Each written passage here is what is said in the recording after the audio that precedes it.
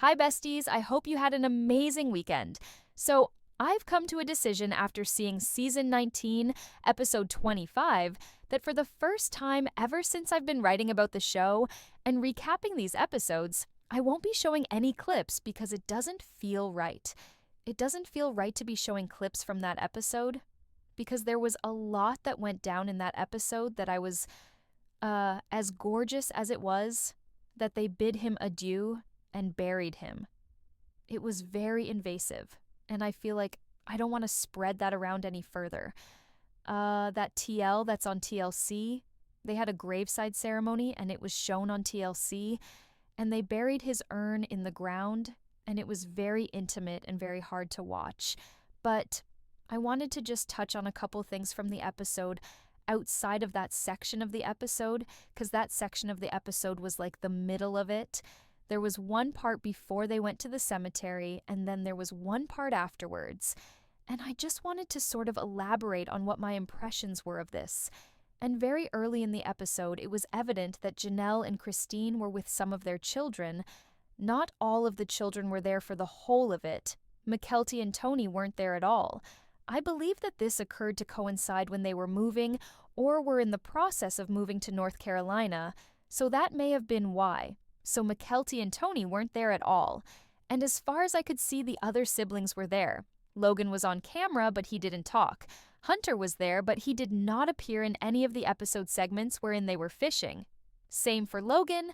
They actually did not place themselves in any of those. Gabriel was present. All of Christine's children except McKeely were present. And then Leon and Audrey were present. So all of the siblings except Mykelti, and of course Garrison was not present because it was his funeral, and then Mary was present, but Mary was not with them, did not stay with Janelle, and Christine, and Mary wasn't around for the filming when they did the filming with even Leon. So I don't know if Mary just wasn't welcome, and she wasn't invited to do that kind of stuff just because they're not close, and Leon opted to be with their siblings, and that there was stuff that Leon did with Mary off camera, but Leon was in the filming with their siblings. So it was actually quite nice to see Leon with Audrey, and they actually looked quite devastated by it all. So this was, quite clear in this episode that death of Garrison did not really bridge any reconciliation with Kody whatsoever, most particularly when the adult children were present with Christine and Janelle, and even at the gravesite, none of the two sides communicated. So when they actually were opposite each other, Kody was on one side with Robyn and her children, minus Dayton, and then on the other side, it was like everybody else. Honestly, it was like Kody and Robyn on one side, and everybody else on another side. And there was no seeing interacting between the two sides. They kept their distances. There was a very obvious disconnect between them. There was a very obvious not interested in communicating between them, and there was an obvious no reconciliation occurred. Okay, and Janelle did comment that this death has been a good reminder to the siblings. And by siblings, she means the children with her Christine and Mary, and how those kids have all managed to find a way, at least some of them, to fix some of the fences, some of the wounds between them, resolve some of their differences, reconnect more and communicate more and be together more, and they check in more, and they have more conversations with each other. It's helped form just sort of like a glue with them again, where they are just sort of reminded about what's important. It's made them stronger in their relationships, and it's also made them willing to sort of put aside their differences between all of the kids minus Robyn's kids there was no conversation at all between Robyn's kids and the kids that the OG3's original kids. So there's this obvious distance. There's all these different competing storylines. And I do think this episode was done a lot better in that it included a lot more from Janelle and Christine with their kids, those that were truly affected by it, those that stayed close to Garrison. I felt like there was more time allocated for them to express their thoughts and feelings and to discuss and to share their memories. There was moments for Christine and to Janelle to kind of talk through, their own grief and their own challenges with all of this. And it was nice to see, even though it felt very invasive and slightly exploitative, it was just nice to see that Christine and Janelle could be there for each other. And I think what I've learned oddly about this is that I had a lot of questions about David Christine's husband. At first, I had those concerns regarding his past and, like, was he in this for the right reasons? Is he a good guy? And he is just like the most solid guy ever. All of the kids adore him. He's like a rock for Christine. He appears to be a rock for her kids. He and Truly clearly have a fantastic relationship, and he just sort of fits in like so naturally with those of the family. It's like he was always meant to be there. So I'm just glad that Christine has such a nurturing SP partner in this. So I think that aspect of this has been perhaps the most, it shouldn't be a shock to me, but it's been the most, I'm just glad Christine again has a good partner. I'm glad that she found the love that she desires. I'm glad that when she's going through something like this, she has people that she can lean on. And then when it comes to Janelle, it was very obvious that her boys are just kind of rallying around her and protecting her and being there for her and like just trying to take care of her even though they're grieving themselves. It's just obvious that her boys are leaning into her and taking care of her. So I'm glad she has that too. There was absolutely nothing really between Janelle and Kody where they had on-camera talk or conversation only, except at the gravesite when, she gave him the urn and he buried it. But even at the funeral, they sat on opposite sides. They talked at totally different times. They were really split. And I also noticed that when Kody was talking about Garrison, some of the siblings were not even glancing at him. They were sort of looking down, nearly, just not even paying attention to what he had to say. It felt sort of like they kind of glanced at it like it was really performative. So there was that. I would have rather not seen him get buried. Honestly, I don't think I had to see that, but something towards the end sort of caught my interest, and it's something that I've heard from other people that are familiar with them. It's that Madison having a sit down with Leon, and she stated like, I feel bad for Kody, but I actually feel bad for Kody's children. She didn't even use Robyn's name. It was very apparent that like a lot of the problems with Kody clearly have to do with how he treated them.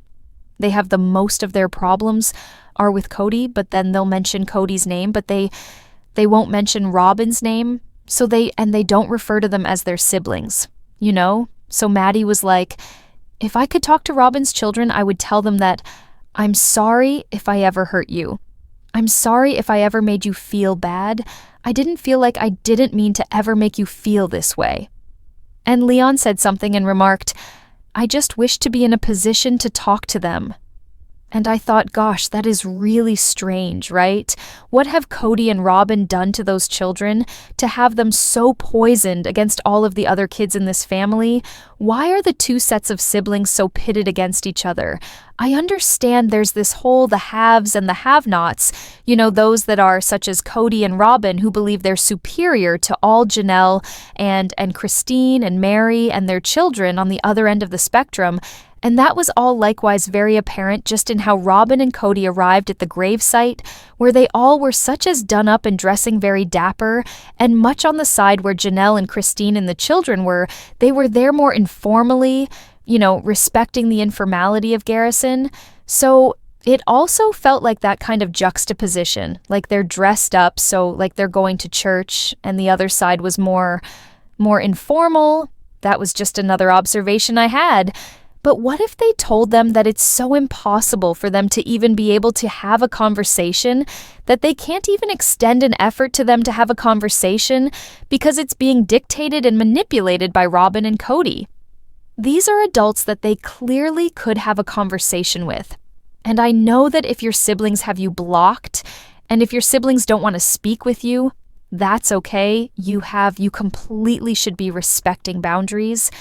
But in this situation, I feel like all of the sibling drama is due to what Kody and Robyn have done and said in order to poison them against those kids.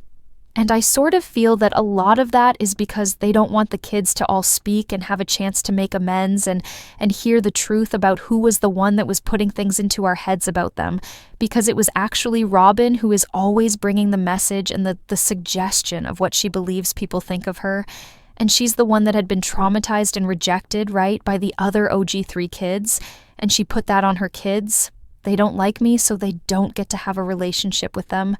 Right? And obviously the OG3 kids had a hard time adjusting, and they did it all on TV, which was a horrible idea when they meshed the families, and Kody then just went off and ran off into the sunset with Robyn and the kids. I mean, that's essentially what he did. There's years and years and years of anger and frustration, but the fact that even at the funeral they couldn't talk. Even at the funeral they didn't communicate. Even at the funeral. Kody didn't mingle with any of his kids that weren't Robyn's kids, he only mingled with Robyn's kids. He didn't mingle with any of his other kids. So when I think of it like that, it's like you don't even speak to your other kids, the siblings, the immediate siblings that are involved with Garrison, but then you're there causing this whole dust up about Garrison when you don't even care about his brother and sisters. I felt really this is so strange. If you're a mom, how do you not go to the other extreme and be like, I'm sorry, I screwed up? How do you not attempt to make things right? How do you not admit that you were in error? How do you not see that you might have done things differently? How do you still, in death, not find a means to make things right? And so when they talk about Makilia said that they behaved in ways during this process that caused her pull away from them, I think this is what they're talking about. It's like they don't care about the other children. This is being done for television, and when they do have the chance to spend time with those children in person, there's no talk. And I know a lot of the children do not want anything to do with him, and that I get, but not even a try. It was just crazy. I did catch Logan going over to Robyn and the children, Brianna Aurora, and hugging them at the cemetery and graveside service. That was actually the only one that I saw that interacted, that crossed over, but that's Logan. Logan is the peacemaker in this family. So at the service, Tim, who is Kody's sister's husband and owns the ranch, gave a eulogy of a sort, but more a sermon, I suppose. And he spoke directly to the grief of a mother and coping with the loss of a child and the value of learning about relationships and a means of putting things aside from each other to repair fences. I felt like his message was pertinent and conveyed empathetically considering what's occurred in this family. I was surprised by the way he framed Kody, and he said, "No one will ever know the regret of a father or a father's regret when he speaks of the death of Garrison." And I don't know if Kody asked him to put that in. I don't know if that was mentioned because Tim wants the other children to realize that Kody is sorry for what occurred and is remorseful for what he's done and how he generated all of this discord and what he said about Garrison very publicly. But I believe something different could have been mentioned at the service. That was my one moment where I simply didn't need to listen to that. I did not have to listen to about Kody being sorry because none of his actions with his other kids indicated that he had remorse. That was what I thought. Overwhelmingly, TLC did a better job with this show. And Robyn was rather non-person in the show, and she did not appear to care about Garrison. It was largely Kody brought his boy home, not we brought our son to rest. Which, if you are going to be a stepmom, Robyn, you should begin viewing Kody's kids as your kids as well. But what do I know? So tell me what your thoughts are regarding this episode. Were you moved? Were you uncomfortable? And what do you think about this continued rift in the family? Tell me in the comments below. Make sure to give this video a thumbs up. Make sure to subscribe to my channel if you haven't subscribed. And press the bell so you never miss a video. Thanks so much for watching. Bye, guys.